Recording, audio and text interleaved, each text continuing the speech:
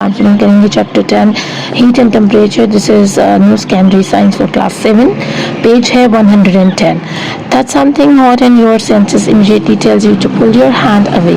जैसे आप किसी गर्म चीज़ को हाथ लगाते हैं, आपका हाथ खुद ब खुद पीछे हट जाता है, क्योंकि आपके सेंस ऑर्गन्स जो है, आपकी स्किन जो है बेसिकली, जिसमें आपका टच सेंस है, वो फील करता है कि ये आपको नुकसान पहुंचाने वाली चीज़ है, गर्म है, तो वो हाथ पीछे की तरफ खींचता है. Hotness is about the amount of heat energy an object has. अब हॉटनेस का वर्ड क्या डिक्लेयर करता है? वो ये बताता है कि कोई चीज़ कितनी गर्म है, कोई भी ऑब्जेक्ट है वो कितना गर्म है, उसमें कितनी ज़्यादा हॉटनेस है, कितनी गर्मी है. A spark from a firework may be very hot but it will not hurt very much. अब जैसे कि आपको यहाँ पर नज़र आ रहा है कि नीचे फायरवर्क हो रहा है, आतिशबाजी हो रही है. अगर इसका कोई अंगारा, इसकी कोई छोटा बहुत फ्लेम आपके हाथ के ऊपर आकर गिरता है तो आपको बिल्कुल इसकी स्पार्क जो है ना वो हर्ट नहीं करेगी, आपको नुकसान नहीं पहुंचाएगी, आपको जलाएगी नहीं. क्यों?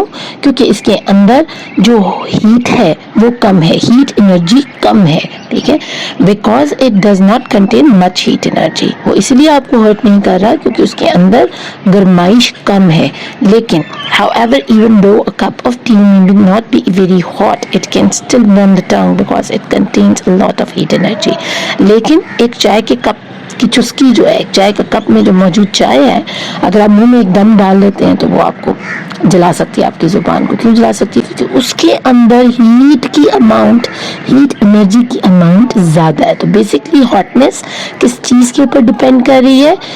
Amount of the heat energy. ठीक है, किस चीज़ के अंदर, कोई चीज़ हम आग नज़र आ रही है लेकिन वो आपको जला नहीं रही है, जैसे आतिशबाजी, क्योंकि उसके अंदर एनर्जी ऑफ हीट की अमाउंट कम है. लेकिन चाय का कप जो दिखने में बड़ा नॉर्मल लग रहा है, लेकिन अगर आप मुंह में डालते हैं चाय को तो आपका जुबान जल सकती है, क्योंकि उसके अंदर हीट एनर्जी ज़्यादा मौजूद है. तो इसको हम हॉटनेस बुलाते हैं बेसिकली. आगे बढ़ लेते हैं. हीट एंड टेम्परेचर में क्या फ़र्क है? Heat and temperature are not the same. आप लोगों को कभी लगता है कि हीट और टेम्परेचर एक जैसी चीज़ें, तो नहीं, ये एक दूसरे से मुख्तलिफ है. कैसे मुख्तलिफ हैं इसको मजीद डिटेल में देखते हैं. Temperature is a measure of how hot और कोल्ड समथिंग इज. टेम्परेचर में आपने ये याद रखना है कि वो आपको बताता है कि कोई चीज़ कितनी गर्म या कितनी ठंडी है. ठीक है, it is measured in degree Celsius. और आप इसको किस में मेजर कर सकते हैं? एक थर्मोमीटर से अगर आप चेक करना चाहेंगे कोई चीज़ कितनी गर्म या ठंडी है, तो वो आप डिग्रीज और सेल्सियस में जाकर आप उसका यूनिट जो बनता है ना, टेम्परेचर का यूनिट जो आपने याद रखना है, वो आप सेल्सियस में चेक कर सकते हो, फ़ारेनहाइट में चेक कर सकते हो और केल्विन में चेक कर सकते हो. ये तीनों जो है ना यूनिट्स आपको मिलेंगे डिफरेंट टाइप्स ऑफ थर्मोमीटर के अंदर, जिसकी आपको तस्वीरें दिखाई जा रही हैं. और इनको अलग इसलिए कहा जाता है कि इनके अंदर, कुछ के अंदर मरकरी होती है और कुछ के अंदर जो है ना आपको मिल जाएगा जो अल्कोहल होती है ना, उससे ये बने हुए होते हैं. ठीक है, इनके अंदर अल्कोहल पड़ा हुआ होता है, तो इसीलिए इनके अलग अलग नाम हैं.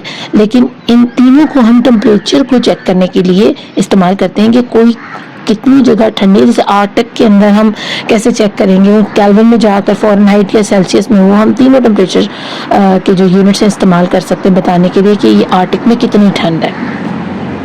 अब हीट की बात कर लेते हैं. Sorry, temperature is measured with a thermometer. और आप टेम्परेचर को मेजर किस चीज़ से कर सकते हैं? आपको उसके लिए एक इंस्ट्रूमेंट चाहिए, that is called thermometer. Heat is the transfer of energy from a high temperature object to a lower temperature object. अब हीट क्या चीज़ है?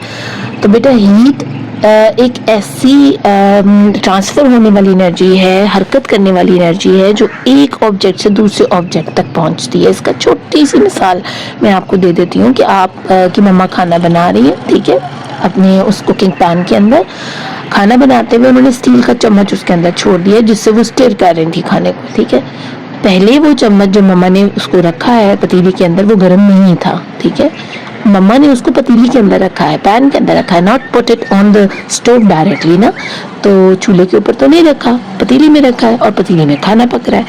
अब उस खाने की हीट आहिस्ता आहिस्ता चम्मच के अंदर ट्रांसफ़र होना शुरू हो जाएगी. ठीक है, और फिर उसका जो वो वाली टॉप वाली जगह जहाँ से हैंडल है, जो उसका जहाँ से आप चम्मच को पकड़ते हो, वो गर्म हो जाएगा. जब मम्मा उसको हाथ लगाएंगी तो एकदम से हाथ पीछे करेंगी और कहेंगी, ओहो मैंने चम्मच इसके अंदर छोड़ दिया था, हीट इसके अंदर ट्रांसफ़र हो गई है. तो उस कुकिंग पैन की हीट आपके उस चम्मच के अंदर ट्रांसफर हो रही है. This is called the heat actually, this is not called the temperature. ठीक है, टेम्परेचर जो है वो ये है कि कोई चीज़ कितनी गर्म या कितनी ठंडी है. ठीक है, आगे देख लेते हैं हम इसको मेजर किस तरह कर सकते हैं. It is measured in joule और किलो जूल्स. अब अच्छा, पीछे मैं आपको एक और बात बताऊंगी कि ये भी आपने याद रखना, ये फिनोमेना है कि हीट किस तरह ट्रांसफर होती है.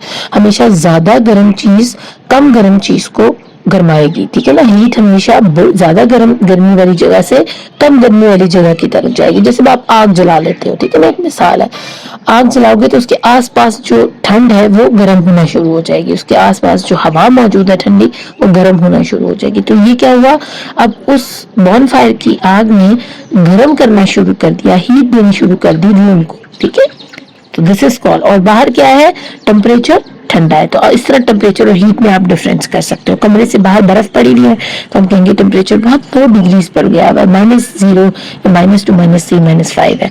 लेकिन कमरे में आपने किस तरह कमरे को हीट अप किया है, टेम्परेचर नहीं दिया आपने कमरे को, आपने कमरे को हीट किया है with the use of like fire place जो कमरे में मौजूद होते हैं, या हीटर के जरिए. अब इसको आप किस तरह मेजर कर सकते हैं, आप इसकी जो यूनिट है मेजर करने की वो जूल और किलो जूल्स है, और टेम्परेचर के क्या थे उसके सेल्सियस, फ़ारेनहाइट और केल्विन है. You already know that solid, liquids and gases are made up of tiny particles. अच्छा, मैं सॉरी कहना चाहती हूँ कि मैं इस टाइम ज़रा आउटडोर थी, आपको अजीब सी आवाज़ें सुनाई दे रही हैं. I am not on my home, actually I am at the farm house place, तो इसलिए आपको ऐसी आवाज़ें सुनने को मिली. आसपास एक रोड जा रहा है, हमारे वहाँ भी शोर होता रहता है. तो देख लेते हैं कि you already know that solid, liquid and gas are made up of tiny particles. आपको इन तीनों स्टेट ऑफ मैटर्स का बहुत अच्छे से पता है कि सॉलिड या लिक्विड या गैस जो है उसमें अरेंजमेंट ऑफ पार्टिकल्स क्या होती है, बहुत छोटे छोटे नन्हे मुन्ने पार्टिकल से मिलकर बनते हैं. और इस चीज़ का आपको बहुत अच्छे से पता है कि चाहे सॉलिड हो, लिक्विड हो, गैस हो, कोई भी स्टेट ऑफ मैटर हो, उसमें तमाम पार्टिकल्स वाइब्रेट कर रहे होते हैं. सॉलिड जैसे एक चेयर या टेबल आपको आराम से रखी हुई नजर आ रही होती है, आपको लगता है कि उसमें कोई मूवमेंट नहीं, लेकिन वहां पर मूवमेंट मौजूद है, वाइब्रेट वो कर रहे हैं. जिस चीज से, जिन पार्टिकल से मिलकर वो सॉलिड या चेयर या टेबल बनी है, उसमें वो पार्टिकल्स मूवमेंट कर रहे हैं, वाइब्रेट कर रहे हैं, लेकिन वो उनकी वाइब्रेशन इतनी ज्यादा स्लो है कि हमें नजर नहीं आ रही है. ठीक है, अपनी जगह खड़े में. और स्लो किस हिसाब से, क्योंकि वो बहुत ज्यादा पैक हुए हैं, एक दूसरे के साथ साथ जो है ना टाइटली उनको पैक किया गया है. इस वजह से हमें उनकी मूवमेंट या उनका वाइब्रेट करना नजर नहीं आता. और ऐसा आपने याद रखना है कि ये हमेशा मूव कर रहे होते हैं, वो वाइब्रेट कर रहे होते हैं, चाहे वो सॉलिड, लिक्विड या गैस पार्टिकल्स है. The more energy the particles have, the more they move about. अच्छा, अब उनकी जो नेचुरली उनके पास जो पावर है वाइब्रेट करने की, उसको इंक्रीज कैसे किया जा सकता है या डिक्रीज कैसे किया जाता है. तो इसको इंक्रीज करने के लिए आप लकड़ी को जला दें, पानी को गर्म कर दें, गैस को गर्म कर दें, तो वो उनके जो अंदर मौजूद जितने पार्टिकल्स हैं वो और ज़्यादा तेज़ी से मूव करना शुरू करेंगे, वायलेंटली बिहेव करना शुरू करेंगे, एक दूसरे से कोलाइड करना शुरू करेंगे. ठीक है, और इनमें से आप एनर्जी को अगर लूज करवा देते हैं, यानी उनको फ्रीज कर देते हैं, बिल्कुल माइनस माइनस पर ले जाते हैं, तो क्या होगा कि उनकी मूवमेंट जो नेचुरल उनको वाइब्रेशन अल्लाह ने दी हुई है वो बिल्कुल खत्म हो जाएगी. जैसे आप पानी है, आप पानी को गिराएं तो वो खुद फ्लो करता है, ये क्या है, उसका नेचुरल उसके अंदर मूवमेंट अल्लाह ने दी है, उसके पार्टिकल मूव करेंगे. लेकिन अगर आप उस पानी की मूवमेंट को रोकना चाहते हैं तो आप उसको फ्रीज कर दें, फिर आप वो फ्रीज हुई बर्फ एक जगह रखें, वो कहीं भी बह कर नहीं जाएगी जब तक कि वो मेल्ट नहीं होगी. ठीक है, तो यही चीज आपको समझाई जा रही है कि किस तरह आप उन पार्टिकल्स की मूवमेंट को तेज कर सकते हो या बिल्कुल खत्म कर सकते हो. टॉपिक देख लेते हैं. For scientific work it is convenient to use temperature scale starting at absolute zero. This temperature scale is called the Kelvin scale. It starts at absolute zero and has degrees which are the same size as degrees on the Celsius scale. अब जब भी आपने scientific कोई work करना है, laboratory के अंदर कोई वर्क करना है, तो बेहतर है कि आप इन 3 थर्मोमीटर में से सबसे बेस्ट थर्मोमीटर है कैल्विन, जो कि 0 से स्टार्ट हो रहा है. ठीक है, तो आपको गलती नहीं लगेगी, आपको कैलकुलेशन में मसला नहीं आएगा. तो आपके लिए बेहतर है कि आप कैल्विन वाला जो है ना थर्मोमीटर, उसको इस्तेमाल करें जब भी आपको साइंटिफिक वर्क कर रहे हों. और इसकी जो डिग्री होती है वो भी तकरीबन सेम ही होती है, 273 तक ये जाता है, जैसा सेल्सियस जाता है, तो ये दोनों सेम ही है. As a solid cools, heat energy is removed. The particle will move slower and slower until they stop moving altogether. अब ऐसे सॉलिड्स जिनको ठंडा किया जाता है ना, तो उनमें से हीट एनर्जी को रिमूव होगी, उसमें से हीट एनर्जी निकलेगी तो वो ठंडे होंगे. जैसे ही आप हीट एनर्जी निकालना शुरू करते हो, उसके अंदर पार्टिकल्स की मूवमेंट स्लो होना शुरू हो जाती है, और जब कंप्लीटली हीट एनर्जी उसमें से रिमूव हो जाती है तो पार्टिकल्स बिल्कुल मूव करना बंद कर देते हैं, यानी फ्रीज हो जाते हैं. The temperature at which the particles stop moving is called absolute zero. अब आपसे क्वेश्चन पूछा जाएगा व्हाट इज एब्सोल्यूट जीरो, तो आप कहेंगे when the particle stop moving due to the heat energy removed from an object, it is called absolute zero. ये इसको आपको टीचर बेहतर तरीके से आंसर आपको बता देंगी, क्योंकि इस वक्त मेरे पास जो है इतना टाइम नहीं कि मैं आपको इसको दोबारा से एक्सप्लेन करूं. एटलीस्ट मैं इसकी टेस्ट योरसेल्फ जो है ना, I will surely upload in the end of that video, तो आपको थोड़ा सा इंतज़ार करना होगा. Okay, however is impossible to attain absolute zero is the temperature at which a material has no heat energy. अब मैं आपको बताऊं, दुनिया में कहीं भी एब्सोल्यूट जीरो आपको नज़र नहीं आ सकता. ठीक है, बेशक हम बर्फ़ भी जमाते हैं, सब कुछ करते हैं, लेकिन उस बर्फ को उस हद तक फ्रीज नहीं कर पाते जो कि एब्सोल्यूट जीरो है. अगर आप जो आपको दिखाई जा रही है तस्वीर, इसमें आपको केल्विन, सेल्सियस और फ़ारेनहाइट नज़र आ रहा है, तो केल्विन में जहाँ जीरो लिखा है वहीं पर सेल्सियस में आप देखेंगे तो -273 है. तो देखिए, हम लोग ज़्यादा सेल्सियस डिग्री वाला सेंटर वाला जो है ना थर्मोमीटर इस्तेमाल करते हैं. तो कभी आपने देखा कि -270 डिग्री आपको दुनिया में कहीं नज़र आए हो? इतना कम टेम्परेचर. देखिए, इतना कम टेम्परेचर तो हमारी अर्थ से बाहर जो हेवनली प्लैनेट्स हैं हमारे सोलर सिस्टम में, वहाँ कहीं किसी एक के अंदर उनका ये टेम्परेचर है. हमारा जो अर्थ की जो ग्रीन हाउस इफेक्ट है, जो अपने आप को इंसुलेट किए हुए है, अगर वो ना हो तो शायद हमारे पास यहाँ पर हम अटेन कर लें एब्सोल्यूट जीरो. लेकिन अगर आप ऐसा एब्सोल्यूट जीरो देखना चाहते हो केल्विन में या सेल्सियस में -273, तो सिर्फ उस सूरत में मुमकिन है जब आपके पास ब्लास्ट फ्रीजर हो ना. ब्लास्ट फ्रीज करता है वो. ब्लास्ट फ्रीजर का मतलब ये होता है कि उसमें आपको नाइट्रोजन गैस और बहुत सारी और चीज़ें मिलाकर वो चीज़ तैयार की जाती है. ऐसा फ्रीजर तैयार किया जाता है जिसके अंदर आप ऑब्टेन कर सकते हो इस किस्म का टेम्परेचर. ठीक है, लेकिन बहुत छोटी सी चीज़ को फ्रीज करने के लिए. ठीक है, तो पूरी अर्थ पे आप कहीं भी देख लें, आपको -273 डिग्री का कहीं भी नज़र नहीं आएगा. देखिए, अगर आर्टिक और अंटार्कटिका की बात करें तो वहाँ भी बहुत ज़्यादा भी कम होता है ना, तो वो -50, -60 तक जाता है. 200 या 100 को क्रॉस नहीं कर पाता. ठीक है, तो एब्सोल्यूट जीरो एक ऐसा टेम्परेचर है जिसमें जो भी मटेरियल होगा ना, वो उसके अंदर कोई हीट बकाया नहीं बचेगी, तो ही वो एब्सोल्यूट जीरो तक पहुंचेगा. और ऐसा करना मुमकिन नहीं है हमारे लिए. और अगर मुमकिन है तो उसके लिए हमें ब्लास्ट फ्रीजर की ज़रूरत है. हमें उसको उस तरह की इन्वायरमेंट देनी पड़ेगी. ठीक है, ताकि हम उसको इस हद तक ले जाएं. हाँ, हमारे अल्लाह माफ़ करे, आपको पता है कि दोज़ख भी जो है ना, ठंडी दोज़ख भी है. ठीक है, और उसमें कई हजार माइनस डिग्रीज के अंदर ठंड है. ठीक है ना, तो अल्लाह हमें दोनों तरह की आग की गर्मी और इस ठंड दोनों से बचाए. अल्लाह पाक हमें जन्नतुल फिरदौस में जगह दे जब हम इस दुनिया से जाएं, क्योंकि ना सर्दी बर्दाश्त की जा सकती. हम तो अभी आजकल देखें आप, मौसम ठंडा है तो हमसे ये बर्दाश्त नहीं हो रहा, तो हम उस सख्त सर्दी को कैसे बर्दाश्त करेंगे. ठीक है, हम तो बिल्कुल ऐसे कांच की तरह टूट जाएंगे, क्योंकि अगर आपकी बॉडी में से पूरी हीट निकल जाती है तो जिंदगी खत्म. ठीक है, और अल्लाह आपको वहाँ बार बार ज़िंदगी देगा ताकि आप मौत का मज़ा चख सकें, उस तकलीफ़ को चख सकें. तो अल्लाह हमें बचाए इन सारे मामलात से. तो बस आपने ये ज़हन में रखना है कि एब्सोल्यूट ज़ीरो हासिल करना इम्पॉसिबल है. ठीक है, लेकिन एब्सोल्यूट ज़ीरो होता क्या है? जब आप किसी भी मटेरियल में से कंप्लीटली हीट एनर्जी को निकाल देते हैं. और एब्सोल्यूट ज़ीरो केल्विन वाले अगर आप थर्मोमीटर पे चेक करना चाहते हो तो वो 0 डिग्री शो करवाएगा, तो वो एब्सोल्यूट जीरो होगा. या अगर आप सेल्सियस में चेक करना चाहते हो तो -273.15 डिग्री सेल्सियस आपको शो करवाएगा, तो फिर वो एब्सोल्यूट जीरो कहलाएगा. चलते हैं टेस्ट योरसेल्फ की तरफ. Explain why a spark from a firework will not hurt you as much as a cup of hot tea. Spark from a fire work is hot, but it is very small and has a limited amount of thermal energy.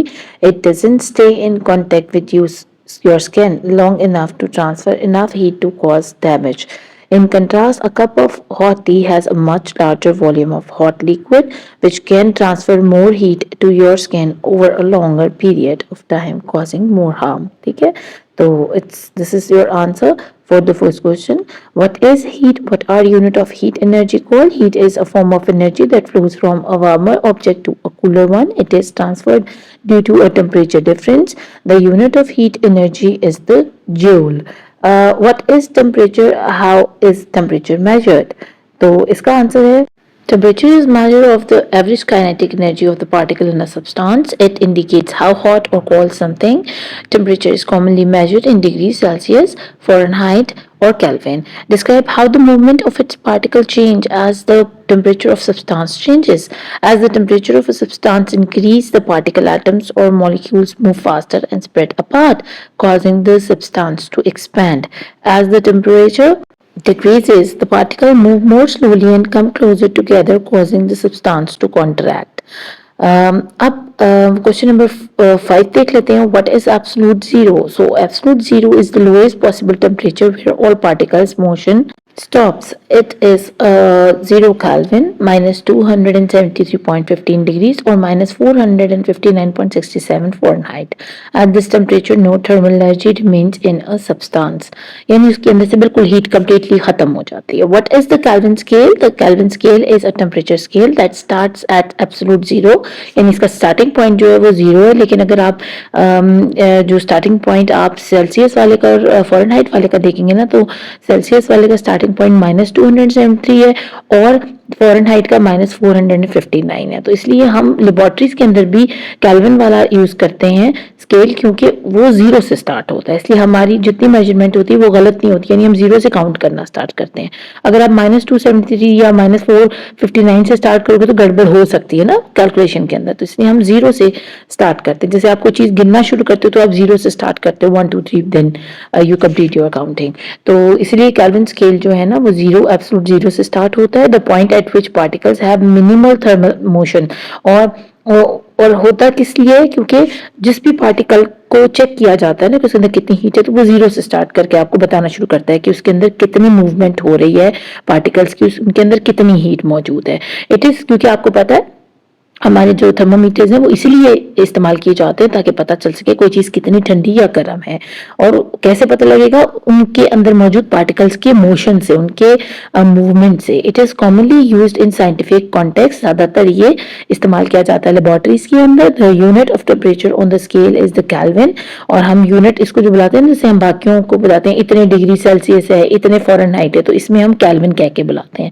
And it does not use negative values, और इसमें कोई negative value नहीं होती. तो ये था बच्चों हमारे आज की वीडियो. उम्मीद है आपको पसंद आई होगी. इंशाल्लाह ताला आप चैनल को सब्सक्राइब करें ताकि आपको नेक्स्ट वीडियो टाइमली मिल सके. इंशाल्लाह ताला नेक्स्ट वीडियो में हम पढ़ेंगे the interconversion of temperature scales. अपना खूब ख्याल रखिएगा. Thank you for watching. Allah ने के बाद.